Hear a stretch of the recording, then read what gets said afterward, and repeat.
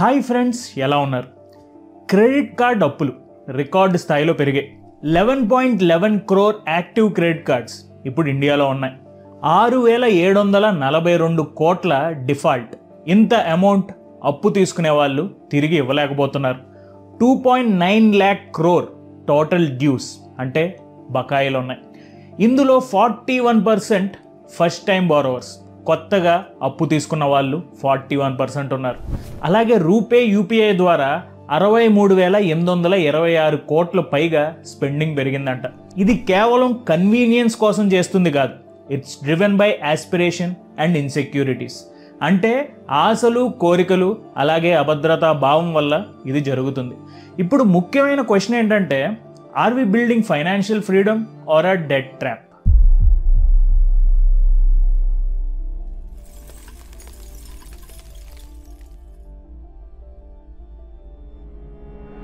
Financial literacy ఈ వర్డ్కి meaning ఏంటంటే, మనీ ఎలా సంపాదించాలి, ఎలా ఖర్చు చేయాలి అండ్ ఎలా సేవ్ చేయాలి అని ఒక ఎడ్యుకేటెడ్ వేలో తెలియడం. ఇక్కడ ఫైనాన్షియల్ లిటరసీ విషయంలో ఒక్కో జనరేషన్కి ఒక్కొక్క మైండ్ సెట్ ఉంది. లైక్ మన పేరెంట్స్ వాళ్ళ ముందు తరాన్ని చూస్తే, వాళ్ళు ఒక జనరేషన్ క్రితం చాలా ఫైనాన్షియల్ ఇబ్బందులు చూశారు. అందుకే వాళ్ళు సేవింగ్కి ఫస్ట్ ప్లేస్ ఇచ్చారు. వాళ్ళ దృష్టిలో ప్రజెంట్లో మనం కొంచెం కాంప్రమైజ్ అయినా పర్వాలేదు, మనకు కష్టాలు వచ్చినా పర్లేదు, ఫ్యూచర్ని మాత్రం సెక్యూర్ చేసుకోవాలి అని ఆలోచించారు. అది ఒక స్ట్రిక్ట్ రూల్ లాగా వాళ్ళ నెక్స్ట్ జనరేషన్ కూడా నేర్పించారు. అండ్ ఈ నెక్స్ట్ జనరేషన్ వాళ్ళు కూడా ఈ రూల్ని స్ట్రిక్ట్గా ఫాలో అయ్యారు. ఆ తర్వాత 1981 to 1996 మధ్య వీళ్ళు ఈ రూల్ని కొంచెం చేంజ్ చేయడానికి ట్రై చేశారు. ఫ్యూచర్ని సెక్యూర్ చేసుకోవాలి నిజమే, బట్ ప్రజెంట్లో కూడా లైఫ్ని మిస్ అవ్వకూడదు అని ఫిక్స్ అయ్యారు. అందుకే ఎక్కువ సంపాదించి రెండు మేనేజ్ చేయాలి అని ట్రై చేస్తున్నారు. కానీ నెక్స్ట్ జనరేషన్ 97 నుంచి 2012 వీళ్ళని మనం జెన్జీ అంటున్నాం. వాళ్ళు ఇంకొక స్టెప్ ముందుకు వేసి ఫ్యూచర్ సంగతి పక్కన పెట్టి ప్రజెంట్ కోసం ఖర్చు చేయాలని అనుకుంటున్నారు. అండ్ ఈ బిహేవియర్ వల్ల ఈ జనరేషన్ మిడిల్ క్లాస్లోని యంగర్ పీపుల్కి కొన్ని కష్టాలు వస్తున్నాయి అండ్ వాళ్ళని స్లోగా అప్పుల్లోకి నెట్టేస్తున్నాయి. ఈ సిచ్యువేషన్కి మెయిన్ రీజన్ ఏంటి? జెన్జీకి ప్రపంచం పరిచయం అయ్యే టైంకి social media and smart phones మన డైలీ లైఫ్లో ఒక భాగం అయిపోయాయి. ఈ డిజిటల్ వరల్డ్ మిడిల్ క్లాస్లోని యంగ్ పీపుల్ని ఎలాంటి ప్రెషర్స్లోకి నెట్టేస్తుందో చాలామందికి తెలియడం లేదు. అసలు ఎందుకు ఈ కరెంట్ జనరేషన్ అప్పుల్లో కూరుకుపోతుంది? ఈ బిహేవియర్కి సోషల్ మీడియా ఎంతవరకు రీజన్? సొసైటీ ఇంకా సైకాలజీ ఎంతవరకు రీజన్? అలాగే మన సొసైటీలో కొన్ని లక్షల సంవత్సరాలుగా ఒక డీప్ రూటెడ్ ఇష్యూ కూడా ఉంది. ఒకవేళ ఇదేమైనా రీజనా, లేకపోతే కొత్తగా డిజిటల్ ఎరాలో వచ్చిన కొత్త ఇష్యూస్ రీజనా? ఈరోజు వీడియోలో మనం తెలుసుకోవడానికి ప్రయత్నం చేద్దాం. ఈ జనరేషన్ చేస్తున్న అప్పుల గురించి మనం మాట్లాడుకునే ముందు ఒక విషయం మాత్రం మనం క్లియర్గా అర్థం చేసుకోవాలి. ఈ డెట్, ఈ అప్పు అనేది ఒక్క రోజులో పెరిగేది కాదు. ఉదాహరణకి ఒక 50,000 కాస్ట్ ఉన్న మొబైల్ని ఒకేసారి పే చేసుకొనడం కష్టం, కానీ మంత్లీ 5,000 ఇన్స్టాల్మెంట్లో పే చేసుకొనడం అనేది కొంచెం ఈజీగా మనకు అనిపిస్తుంది. ఇది ప్రస్తుతం జనరేషన్ మైండ్ సెట్కి పర్ఫెక్ట్ ఎగ్జాంపుల్. ఎందుకంటే ఫ్యూచర్లో పేమెంట్ గురించి అప్పుడు చూద్దాంలే అని చెప్పి ప్రజెంట్ మనం ప్రోడక్ట్ని ఎక్స్పీరియన్స్ చేయాలని దానికే ఇంపార్టెన్స్ ఇస్తున్నారు. అలాగే రీసెంట్గా వచ్చిన by now pay later BNPL ఈ ఆప్షన్ ఈ సిచ్యువేషన్ని ఇంకా దారుణంగా మార్చేసింది. ఇలాంటి BNPLs ద్వారా లేకపోతే క్రెడిట్ కార్డ్ బిల్స్తో స్లోగా వాళ్ళ అప్పులు కొండల్లాగా పెరిగిపోతున్నాయి. రీసెంట్ రిపోర్ట్ ప్రకారం జెన్జీలో క్రెడిట్ కార్డ్ డెట్ చాలా ఫాస్ట్గా పెరుగుతుంది. అండ్ వీళ్ళ ఫైనాన్షియల్ సిచ్యువేషన్ని కాస్త క్లోజ్గా అబ్జర్వ్ చేస్తే క్లియర్ పిక్చర్ కూడా కనిపిస్తుంది. ఉదాహరణకి RBI రిపోర్ట్ ప్రకారం 2023 మార్చిలో ఒక పర్సన్ మీద యావరేజ్ డెట్ 3.9 lakh ఉండేది. అది 2025 మార్చికి 4.8 lakh పెరిగింది. అంటే కేవలం 2 yearsలో 23% గ్రోత్ చూసింది. ఇక్కడ మెయిన్ పాయింట్ ఏంటంటే, అప్పు యొక్క అమౌంట్ మాత్రమే కాదు, అది పెరిగిన స్పీడ్ కూడా చాలా ముఖ్యం. యంగర్ బారోవర్స్ అంటే ఈ ప్రస్తుతం జనరేషన్ ఎప్పుడూ లేనంత ఫాస్ట్గా credit cards and personal loans తీసుకుంటున్నారు. ఎక్స్పర్ట్స్ ఏం చెప్తున్నారంటే, జనరేషన్ X మన మిలీనియల్స్ అసెట్ బిల్డింగ్ అంటే ఇల్లు కొనడం లాంటి వాటి కోసం అప్పులు తీసుకుంటే, ఇప్పటి జనరేషన్ ఇన్స్టెంట్ గ్రాటిఫికేషన్ అంటే షాపింగ్, ట్రావెల్ ఇలాంటి వాటి కోసం లోన్స్ తీసుకుంటున్నారు. Travel loans are now more popular then loans for medical expenses and home renovations in India. ఇది ఒక కొత్త స్టడీ చెప్తుంది. ఈ స్టడీ ప్రకారం మెడికల్ లోన్స్ కంటే కూడా, ఇంటి లోన్స్ కంటే కూడా ట్రావెల్ లోన్స్ ఎక్కువగా పెరిగాయంట. అంటే ఈ తరం వారు ఎక్కువగా దేని మీద కాన్సన్ట్రేట్ చేస్తున్నారు అనేది మనం అర్థం చేసుకోవచ్చు. ఈ స్టాట్స్ చూస్తే మన జనరేషన్ ఎలా కన్జంప్షన్ డ్రివెన్ ఎకానమీని పుష్ చేస్తుందో మనకు అర్థమైపోతుంది. అలాగే వీళ్ళు ఇలాంటి వాటి కోసమే కాదు, మళ్ళీ వాళ్ళు స్టూడెంట్ లోన్స్ తీసుకుంటారు, పర్సనల్ లోన్స్ తీసుకుంటారు అండ్ కార్ లోన్స్ కూడా తీసుకుంటున్నారు. అండ్ దీనివల్ల ఈ నార్మల్ లైఫ్ స్టైల్ అప్పులు కూడా పెరిగిపోయి చాలా భయంకరమైన అప్పు కొండలాగా ఇది మారిపోతుంది. చూడండి, ఖర్చు అనేది అందరూ చేస్తారు. ఇదివరకు జనరేషన్లో చేశారు, ఈ జనరేషన్లో చేశారు, చాలామంది ఉన్నారు. కానీ ఎక్కడ ప్రాబ్లం వస్తుందంటే సేవింగ్స్ దగ్గర.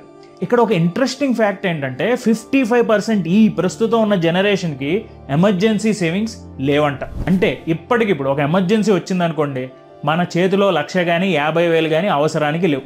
ఇక్కడ ఇంకొక ఇంట్రెస్టింగ్ పాయింట్ కూడా ఉంది. ఈ జనరేషన్లో చాలామందికి కొన్ని రియల్ లైఫ్ ఎక్స్పీరియన్సెస్ తర్వాత వచ్చిన రియలైజేషన్ ఏంటంటే లైఫ్ ఇంత కాస్ట్లీగా ఉంటుందని వాళ్ళు ఎక్స్పెక్ట్ చేయలేదని. వాళ్ళు సంపాదిస్తున్న శాలరీకి వాళ్ళ లివింగ్ కాస్ట్కి ఎక్కడా సంబంధం లేదని వాళ్ళు ఫీల్ అవుతున్నారు. సో వీటి వల్ల ఈ ప్రస్తుతం జనరేషన్లో ఫైనాన్షియల్ స్ట్రెస్ చాలా ఎక్కువగా పెరుగుతుంది. అంటే సంపాదన ఎక్కువగానే ఉంది, కానీ ఖర్చు దానికంటే భయంకరంగా ఉంది. మరి దీనికి కారణం ఏంటి? ముందు మనం మాట్లాడుకుందాం smart phone and social media, the double trouble. ఈ ప్రస్తుతం జనరేషన్ విషయంలో స్మార్ట్ ఫోన్ ఒక డివైస్ మాత్రమే కాదు, అది వాళ్ళ ఐడెంటిటీ. ఈ ఐడెంటిటీని సోషల్ మీడియాలో పర్ఫెక్ట్గా ప్రజెంట్ చేయడానికి యాపిల్ ఐఫోన్ లాంటి కాస్ట్లీ గ్యాజెట్స్ చాలా ముఖ్యం. ఎందుకంటే ఐఫోన్ ఒక ఫోన్ మాత్రమే కాదు, అది ఒక స్టేటస్ సింబల్. అండ్ ఈ విషయానికి వస్తే కొత్తగా వచ్చిన ఫ్లిప్ ఫోన్ కానీ ఫోల్డ్ ఫోన్ కానీ ఇవన్నీ కూడా స్టేటస్ సింబల్స్గా ఇప్పుడు మారిపోయినాయి. అండ్ ఈ స్టేటస్ సింబల్ ఒక ట్రాప్గా మన ఇండియన్ని ఎలా పట్టుకుని పీడుస్తున్నాయి అనేది నేను ఒక ఫుల్ వీడియో చేశాను. దానికి సంబంధించిన లింక్ కింద ఉంటుందో ఒకసారి కుదిరితే చూడండి. చాలా ఇంట్రెస్టింగ్ స్టడీస్ అందులో డిస్కస్ చేశాను. సోషల్ మీడియా అంటే ఇన్స్టాగ్రామ్, టిక్టాక్ అండ్ స్నాప్చాట్ అని చాలా ప్లాట్ఫామ్స్ ఉంటాయి. ఈ ప్లాట్ఫామ్స్లో మన ఫ్రెండ్స్, రిలేటివ్స్ అండ్ సెలబ్రిటీస్ వాళ్ళ పర్ఫెక్ట్ లైఫ్ని చూపించుకుంటూ పోస్టులు చేస్తారు. వాళ్ళు పోస్ట్ చేసే పిక్చర్స్లో perfect makeup, branded clothes, costly vacations and new gadgets ఇవన్నీ ఉంటాయి. ఈ ultra edited and idealised images వల్ల జెన్జీలో ఫోమో అంటే ఫియర్ ఆఫ్ మిస్సింగ్ అవుట్ పెరుగుతుంది. వాళ్ళు వాళ్ళ రియల్ లైఫ్ని సోషల్ మీడియాలో కనిపిస్తున్న ఐడియల్ లైఫ్తో పోల్చుకుంటున్నారు. ఈ సోషల్ కంపారిజన్ వల్ల ఈ జెన్జీలో, ఈ ప్రస్తుతం జనరేషన్లో ఫ్రస్ట్రేషన్ అండ్ ఇన్సెక్యూరిటీ పెరుగుతుంది. అందుకే వాళ్ళు ఎలా ఆలోచిస్తున్నారంటే వీళ్ళందరూ బయట ఇలా తిరుగుతున్నారు, నేనెందుకు అలా తిరగలేను, వీళ్ళందరూ ఇవన్నీ కొంటున్నారు, నేనెందుకు ఇలాంటివి కొనలేను, వీళ్ళు ఇలాంటివన్నీ వాడుతున్నారు, నేను కూడా అలాంటివి ఎందుకు వాడలేను అని అనుకుని వాళ్ళు సంపాదిస్తున్న దానికి మించి ఖర్చు చేస్తున్నారు. ఈ ప్రాబ్లంకి ఇన్ఫ్లుయెన్సర్స్ అండ్ మైక్రో ఇన్ఫ్లుయెన్సర్స్ కూడా ఒక రీజన్. చాలామందికి సెలబ్రిటీస్ కంటే కూడా ముఖ్యంగా ఈ ప్రస్తుతం జనరేషన్కి మైక్రో ఇన్ఫ్లుయెన్సర్స్తో కూడా రిలేషన్ చాలా జెన్యూన్గా ఉంటుంది. ఈ మైక్రో ఇన్ఫ్లుయెన్సర్స్ అండ్ ఇన్ఫ్లుయెన్సర్స్ చెప్పేది చాలా ఈజీగా నమ్ముతారు. ఈ ఇన్ఫ్లుయెన్సర్ మార్కెటింగ్ వల్ల జెన్జీకి, ఈ ప్రస్తుతం జనరేషన్కి branded clothes, expensive life style and makeup కోసం ఖర్చు చేయాలనే ఫీలింగ్ పెరుగుతుంది. ఇది ఓన్లీ జెన్జీ అనేదే కాదు, మన మిడిల్ క్లాస్ మెంటాలిటీలో కూడా ఇది అనేది మారుతుంది, ఈ ఆలోచన మారుతుంది. అండ్ దీనికి ఒక డీప్ రూటెడ్ సైకాలజీ కూడా కారణం.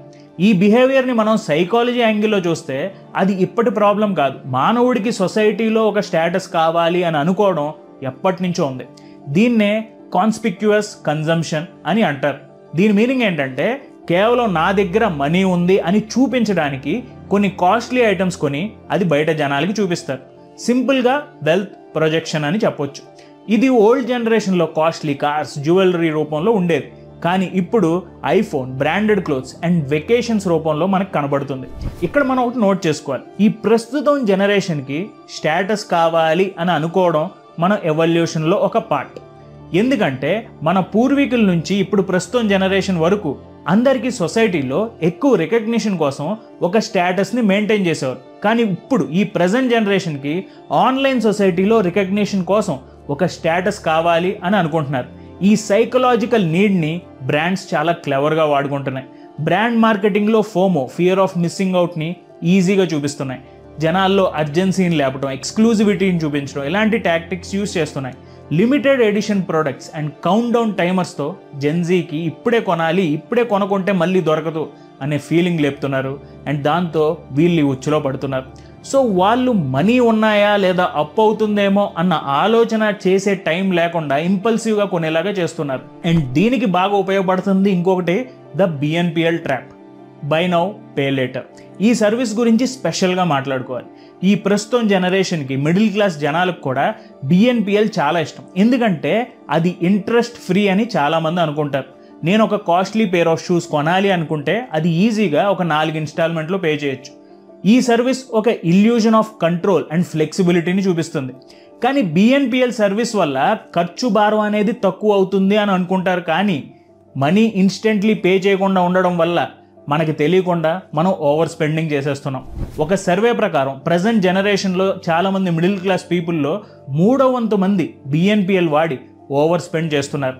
అంటే ఒక్కసారి 20,000 కట్టడం ఎందుకులే అని బిఎన్పిఎల్ ఆప్షన్ తీసుకుంటున్నారు. అండ్ ఇలాంటి ఆప్షన్స్ ఉన్న ఇంకొక 4 ప్రోడక్ట్స్ కొంటున్నారు. అండ్ వాళ్ళకి తెలియకుండానే తక్కువ కడుతున్నాం అనే ఇల్యూజన్లో ఎక్కువ వస్తువులు కొంటున్నారు అండ్ తెలియకుండానే ఎక్కువ ఖర్చు చేస్తున్నారు.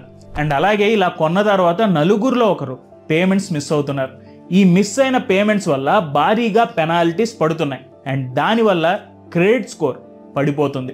సో బిఎన్పిఎల్ సర్వీస్ జెన్జీని ఒక new form of the same trap, అంటే మన ఇదివరకు తరం వాళ్ళు బూమర్స్ ఎలా అయితే ఫ్యూచర్ కోసం ప్రజెంట్ని ఎలా తాకట్టు పెట్టేశారో సేమ్ అలానే జెన్జీ కూడా ప్రజెంట్ ఇన్స్టెంట్ హ్యాపీనెస్ కోసం ఫ్యూచర్ని డేంజర్లో పెడుతున్నారు. అండ్ ఇదంతా ఎందుకు చేస్తున్నారు? Because in the end it's a digital performance.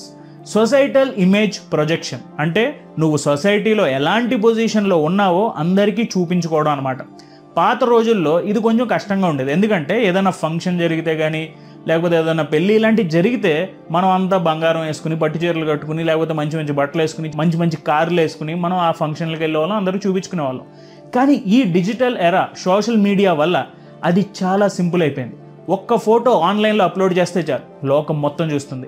కానీ యాజ్ అ ఫాస్టెస్ట్ జనరేషన్ మన జెన్జీ ఒక స్టెప్ ముందుకు తీసుకువెళ్ళింది. మన ప్రస్తుతం జనరేషన్కి సొసైటల్ ఇమేజ్ ప్రొజెక్షన్ అనేది రియల్ లైఫ్లో ఉన్న ఫేస్ని చూపించడం మాత్రమే కాదు, అది సోషల్ మీడియాలో వాళ్ళు చేసే ఒక డిజిటల్ పెర్ఫార్మెన్స్. ఈ జెన్జీ అనే కాదు, ఇప్పుడు చాలా మంది మనలో కూడా ఆన్లైన్లో పెట్టే ఫొటోస్ ఇవన్నీ కూడా చాలా కేర్ఫుల్గా ఎడిట్ చేస్తాం, చాలా కేర్ఫుల్గా సెలెక్ట్ చేసుకుంటాం, దానికి మంచి మంచి టెంప్లెట్స్ వేస్తాం, దానికి మంచి మంచి ఓవర్లేస్ పెడతాం.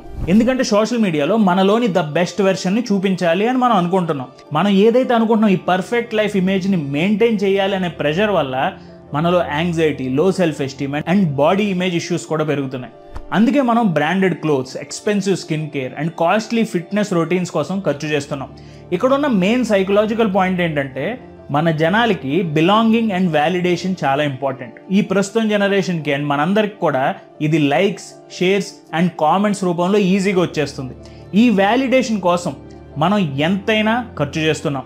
ఒక పర్సన్కి రియల్ లైఫ్లో లెస్ సెల్ఫ్ వర్త్ ఉంటే కాన్స్పిక్యువస్ కన్జంప్షన్, అదే ఎక్స్పెన్సివ్ ఐటమ్స్ కొనడంతో ఆ లో సెల్ఫ్ వర్త్ని కాంపన్సేట్ చేసుకుంటున్నాం.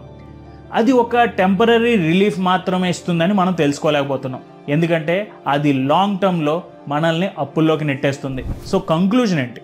మనం కానీ జెన్జీ కానీ ఎవరైనా కానీ అప్పులు ఎందుకు ఎక్కువ పెరుగుతున్నాయో అర్థం చేసుకుంటే గనక ఇది ఒక సింపుల్ రీజన్ వల్ల జరుగుతుందని మనం తెలుసుకోవచ్చు. ఇక్కడ social media, brand marketing, BNPL services and psychological pressures అన్నీ కలిసి జెన్జీని అప్పుల్లోకి నెట్టేస్తున్నాయి. ఇక్కడ మనం ఏ జనరేషన్ని బ్లేమ్ చేయడం కరెక్ట్ కాదు, ఎందుకంటే ఈ ప్రాబ్లమ్స్ అన్నీ మన సొసైటీ క్రియేట్ చేసాయి. సో మరి సొల్యూషన్ ఏంటి? మనం ఎలా అప్పుల్లో మునక్కుండా అలర్ట్గా ఉండాలి? సో ముందు మీరు తెలుసుకోండి, how much EMI is too much. Financial experts suggest చేసేది ఏంటంటే your total EMIs should not exceed 25 to 30% of your take home income and anything beyond that is financial red zone. మీరు కడుతున్న అన్ని ఈఎంఐలు, మీ కార్, మీ phone, మీ credit card, మీ personal loans అన్నీ కూడా మీకు వస్తున్న రెవెన్యూలో 25 to 30% లోపలే ఉండాలి. దానికి మించి ఉంటే మీరు ఫైనాన్షియల్ రెడ్ జోన్లో ఉన్నట్టు. సో మీలో ఎవరైనా ఫైనాన్షియల్ రెడ్ జోన్లో ఉంటే ఏం చేయాలి? ముందుగా అసెస్ ద రియాలిటీ. మీకున్న అన్ని అప్పుల్ని లిస్ట్లో రాయండి. మీరు మొబైల్కి కడుతున్న ఈఎంఐస్, మీరు కార్కి కడుతున్న ఈఎంఐస్, మీరు అన్నిటికి కడుతున్న ఈఎంఐస్, లోన్స్ అన్నీ రాయండి. ఇంకా టోటల్గా అప్పు ఎంత బాకీ ఉందో కూడా రాసుకోండి. ఇంకా ఎంత బాకీ ఉంది, ఎంతవరకు కట్టారు అనేది రాసుకోండి. మంత్లీ ఎంత పే చేయాలో కూడా రాసుకోండి. దీనివల్ల మీరు కొంచెం స్పెండింగ్లో మైండ్ఫుల్గా ఉండడం మొదలు పెడతారు. Next, do aggressive cost cutting. కొన్ని నెలలు మీ అప్పులు క్లియర్ అయ్యేదాకా అనవసర ఖర్చులు, బయట తినడాలు, బయట తిరగడాలు కొంచెం తగ్గించుకోండి. సోషల్ మీడియాలో ఇన్స్టెంట్ గ్రాటిఫికేషన్ని ట్రిగర్ చేసే ఎలాంటి సేల్స్ని పట్టించుకోకండి, వాటిని పక్కన పెట్టేయండి. అండ్ గుర్తుంచుకోండి, సే నో టు బిఎన్పిఎల్. ప్రస్తుతం మీరు అప్పుల్లో నుంచి బయటపడేదాకా ఈ బిఎన్పిఎల్కి say no. Next, create a debt repayment strategy. ఒకటి ఆల్రెడీ అప్పుల్లో ఉన్నప్పుడు కొత్త అప్పులు చేయకండి. కాల్స్ వస్తాయి, లోన్ ఆఫర్ అంటారు, అది ఇది అని టెంప్ట్ చేస్తారు. ఆ ప్రెషర్ని అప్పుడు తట్టుకుని కొంచెం ముందుకు వెళ్ళండి. అలాగే కొత్తగా ఈఎంఐ మీద ఏమీ కొనకండి. బైక్ కానీ కార్ కానీ ఏదైనా కానీ చిన్న వస్తువు అయినా సరే కొనకండి. మీ లోన్స్ అన్నీ క్లియర్ అయ్యాకే చూడండి. అన్ని లోన్స్ మంత్లీ ఈఎంఐస్లా ఉంటే అవి స్లోగా క్లియర్ చేసుకోండి. మంత్లీ మిస్ అవ్వకుండా కట్టేయండి. జాబ్ మానేద్దాం అనే ఆలోచన ఉంటే పక్కన పెట్టండి, ఇప్పుడు కష్టం. అండ్ ఎక్స్ట్రా ఇన్కమ్ వచ్చే వర్క్స్ ఏమైనా ఉంటే చేయండి. సైడ్ హజిల్స్ ఏమైనా ఉంటే చేయండి. కొంచెం యాక్టివ్గా ఉండాల్సిన అవసరం అయితే ఈ టైంలో మనకు ఉంటుంది. అలాగే ఈ మంత్లో కొంచెం మెంటల్ ప్రెషర్స్ పెరుగుతాయి. సో మీ పేరెంట్స్తో మాట్లాడండి. చెప్పడం కష్టమే కానీ వాళ్ళకి ఎక్స్ప్లెయిన్ చేయండి. ఏమో వాళ్ళు మిమ్మల్ని హెల్ప్ చేయొచ్చు. కొంచెం తిట్టినా ఇది పెద్ద విషయం కాదు. వాళ్ళకి మీ ఫైనాన్స్ విషయంలో పేరెంట్స్తో ఓపెన్గా ఉండండి. ఇది చాలా ముఖ్యం. సో ఇది ఈరోజు వీడియో. ఈ వీడియో చూసాక మీ దగ్గర ఇంకేమైనా బెటర్ స్టెప్స్ ఉన్నాయని మీకు అనిపిస్తే నాకు కింద కామెంట్స్లో తెలియజేయండి. అండ్ ఈ వీడియో మీద మీకున్న ఒపీనియన్ని నాకు కింద కామెంట్స్లో తెలియజేయండి. Thank you so much for watching our videos. జై హింద్.